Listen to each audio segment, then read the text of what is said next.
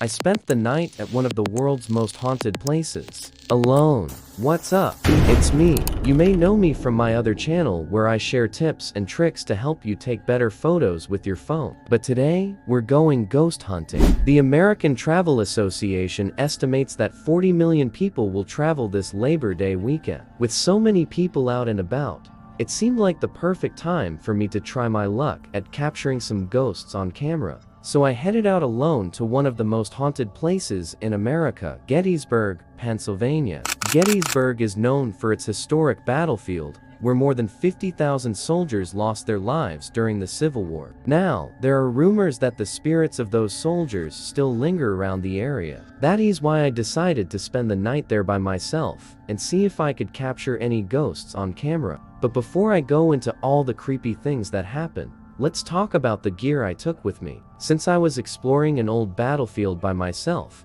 safety was a big concern of mine. The first thing I did was turn on the siren personal alarm. This way, if I got hurt or scared, help would be just a button away. I also brought along a maglite flashlight, in case I needed to explore any dark areas or walk around at night.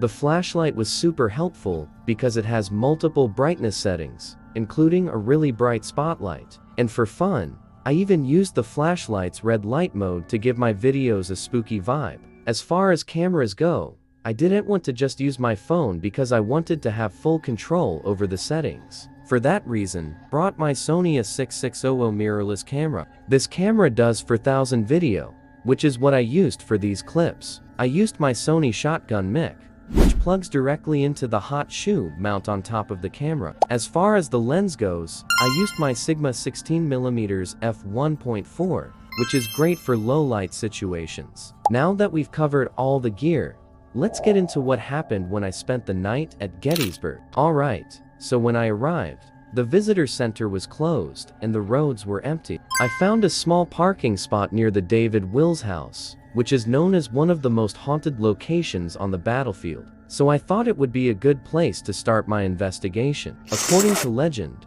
a mother and her son were killed by cannon fire while sheltering inside the house. Their spirits are said to wander the property, shaking windows and doors, and even interacting with visitors. While filming the front of the house, I had the creepiest experience. Even though no one else was around, I could have sworn I heard someone walking across the porch. Unfortunately, it wasn't close enough for my microphone to pick it up, but I could have sworn it was someone wearing steel toe boots. I tried playing it cool and acting like I wasn't scared, but then I just started laughing. At that point, I was all alone in the middle of nowhere, and I was literally laughing out of nowhere. So I decided to move to another location. After driving around, I found an old abandoned farmhouse, and it looked pretty creepy. I figured that it might be a good place to find some ghosts. As I was walking through the tall grass, I could feel eyes on me. I turned around, but of course, there was nothing there. Then I noticed the old barn in the background, and the whole scene just gave me the willies. Then I felt something brush against my leg.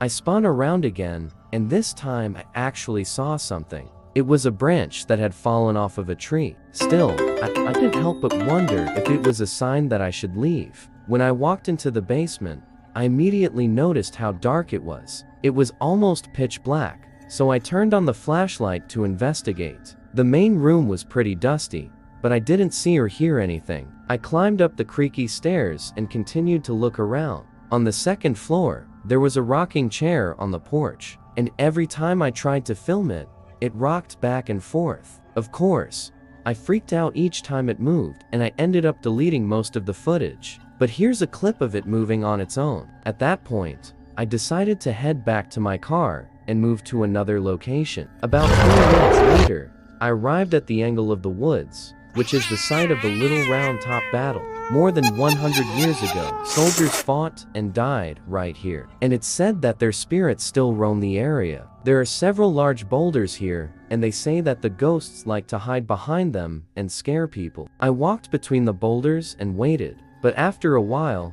I didn't see or hear anything, so I decided to keep moving. Then I found a trail leading into the woods. I thought maybe the ghosts would be hiding in there, so I followed the path, but it just led to a dead end. Just as I was about to turn around, I heard a loud noise in the trees. I whipped around and shone the flashlight in that direction, but I couldn't see anything. After a few seconds, the noise happened again, and I started to panic. I turned and ran to my car as fast as I could. I never found out what that noise was, but it definitely scared the crap out of me.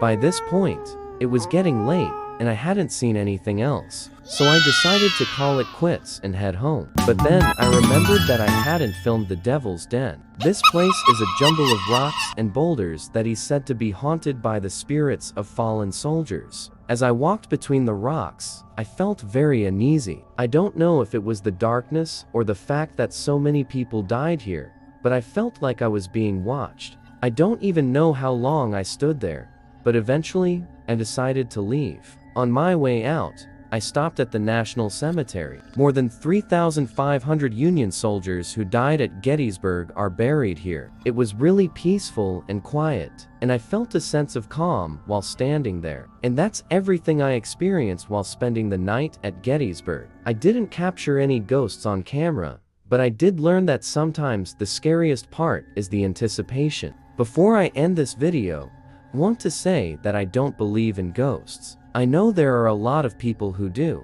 but personally I'm a skeptic. That being said, I would love to hear your thoughts. Let me know down in the comments if you believe in ghosts. Now, let's talk about the video quality. Overall, I was pretty happy with how the footage turned out. My Sigma 16mm lens worked great in the low light conditions, and I appreciated the shallow depth of field that it created. It made the footage look a bit more cinematic and spooky. I also think that my shotgun mic did a good job picking up my voice. However, I wish I would have gotten a bit closer to some of the action. Some of the shots were a bit too far away, and it would have been nice to have some B-roll of the battlefield during the day. If you enjoyed this video, please hit the like button and consider following for more content like this. I plan on visiting other haunted locations, and I'm always open to suggestions. So let me know down in the comments if you have any ideas. Also, don't forget to check out my other channel where I share tips and tricks to help you take better photos with your phone. Thanks for watching, and I'll see you next time.